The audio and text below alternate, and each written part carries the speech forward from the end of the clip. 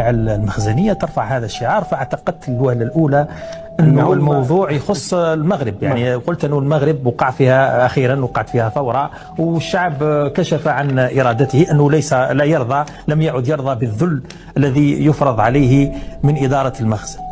ولكن فوجئت أنهم يتكلمون عن الجزائر ويقصدون الجزائر، وهذه أول مرة يعني حقيقة يعني ترصد أنه شعب تاع بلد آخر يعلن عن عدم رضاه على لنظام آخر يعني غير بلده. وهذه سابقة لم تحدث إطلاقا. يعني يعطيني واقعة تاريخية، شعب يدخل نفسه في قضايا الآخرين. ولما دخلت ايضا شفت في باقي المنصات التيك توك واليوتيوب والفيسبوك، لقيت نفس الشيء. المراركه يتكلموا يقولوا ما راناش راضيين، ما راناش راضيين، على اساس انهم يتكلموا عن الجزائر. بل ومنهم حتى من تقمص يعني عمل نفسه جزائري ويتكلموا بلهجه لكنه مغربيه واضحه جدا، يقول لك ما راناش راضيين الى غير ذلك.